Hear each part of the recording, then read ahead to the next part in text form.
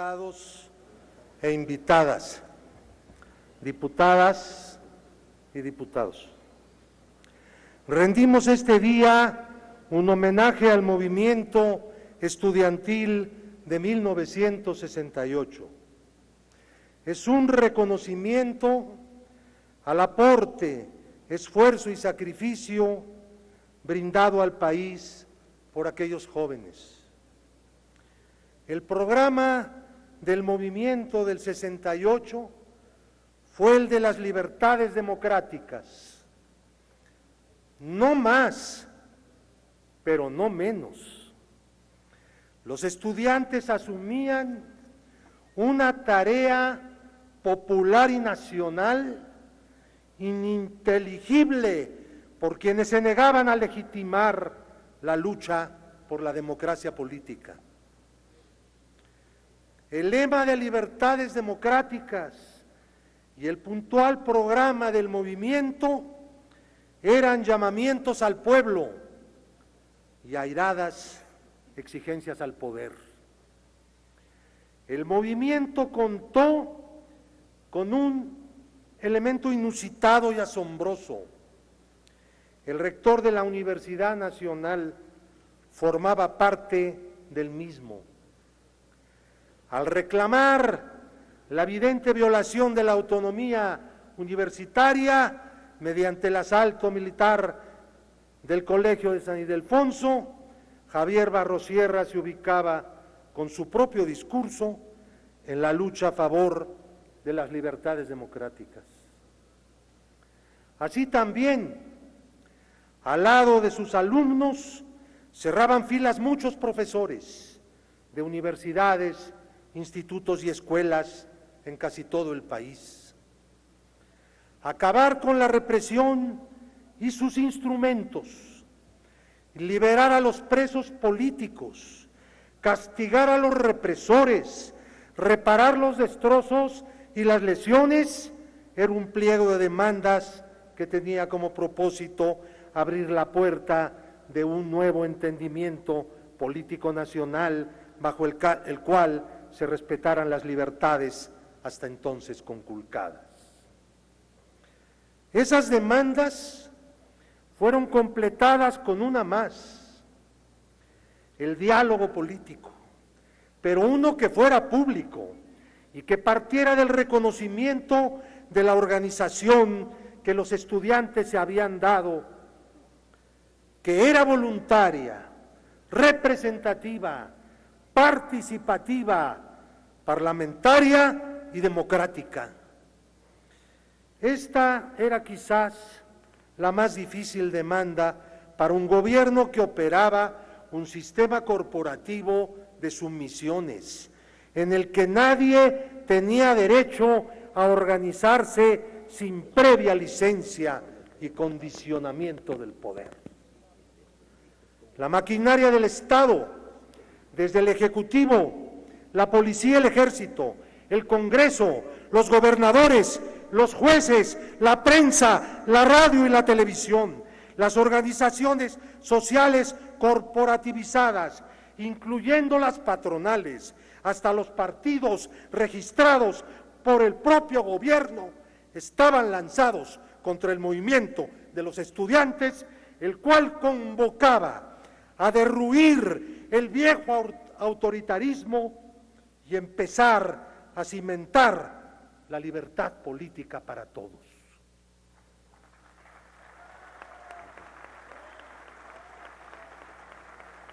El titular del Poder Ejecutivo, al rechazar las peticiones del movimiento desde la tribuna del Congreso, amenazó con seguir usando la Fuerza Armada. El movimiento replicó con una manifestación multitudinaria el 13 de septiembre en absoluto silencio y con la más completa disciplina.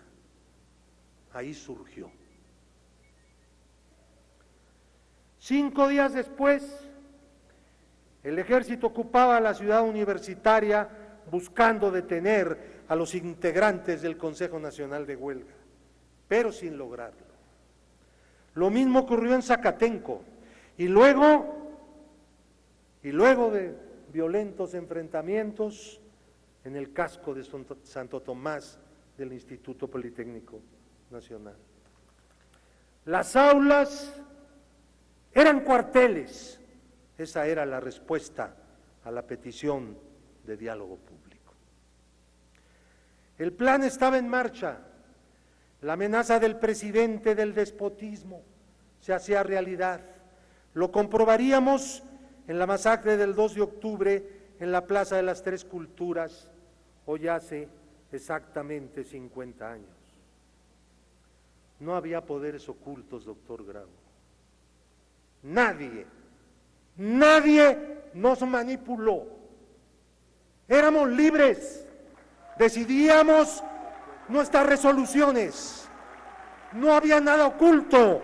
Sabe que había un poder unido al mando de los asesinos en Tlatelolco, que era el despotismo presidencial del viejo sistema, que aún da a veces ciertas señales de existir.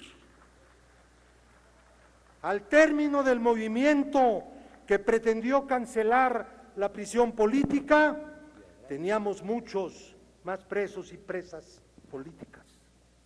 La lucha a favor de la libertad de reunión y manifestación fue contrariada prohibiendo toda protesta. Pero la derrota sangrienta del movimiento no logró hacer inviable el propósito de alcanzar las libertades democráticas.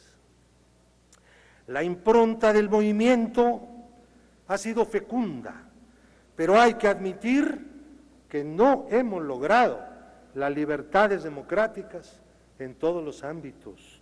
Es escasa la democracia sindical, los cacicazgos siguen presentes, la escuela mexicana es autoritaria y la democracia, por la que se ha luchado desde las universidades, no florece todavía en la mayoría de ellas, sin exceptuarse de ese rezago las cunas mismas del movimiento del 68, la Universidad Nacional y el Politécnico.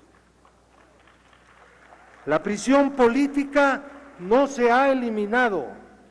Hay cientos de presos y presas políticas quienes deben ser pronto puestos en libertad. Completar solamente la democracia por la que se luchaba hace 50 años no sería suficiente para dar respuesta a la actual sociedad más politizada y exigente. Ya no bastan los mecanismos de la democracia formalista. Cada día son más necesarios los métodos participativos con los cuales la gente pueda proponer y objetar, decidir y derogar, elegir y revocar. No admitimos que existan asuntos públicos trascendentes de exclusiva decisión de funcionarios y mucho menos de entidades privadas. La hacienda pública requiere una técnica de administración, pero no es un asunto técnico, sino político, es decir, que atañe a la polis, a la ciudadanía.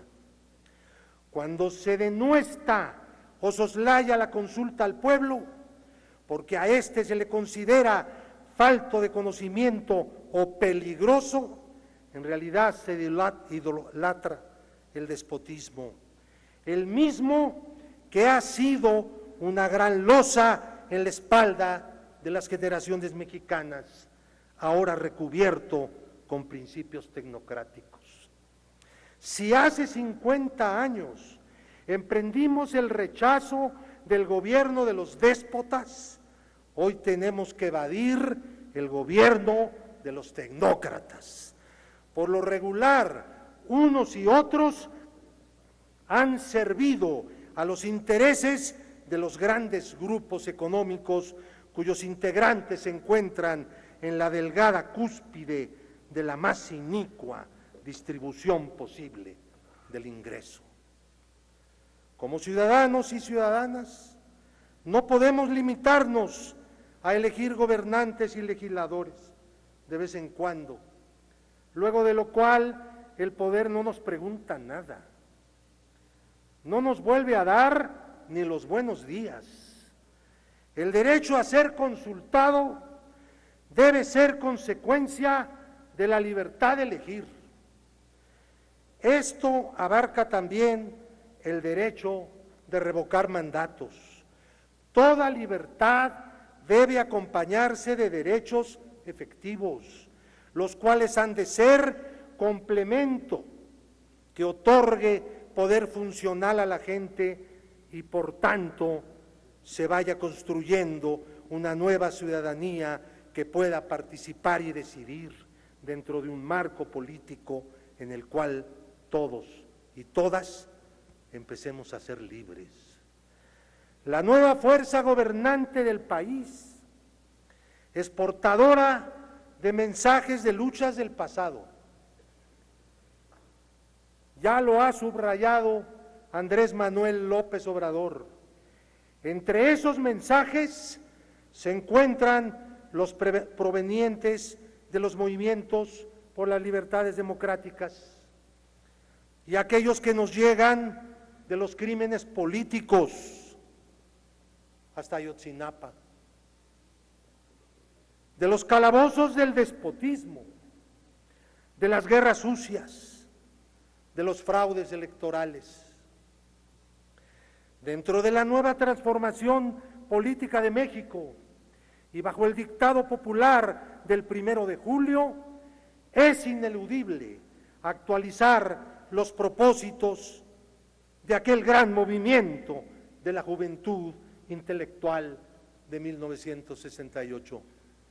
Al final de todo análisis, en el centro del curso histórico del progreso humano, está ubicado, al lado de la lucha por la igualdad, el propósito de alcanzar la libertad. En eso seguimos. Que viva en la conciencia nacional el gran movimiento estudiantil de 1968 por nuestras libertades democráticas. Gracias. Ruego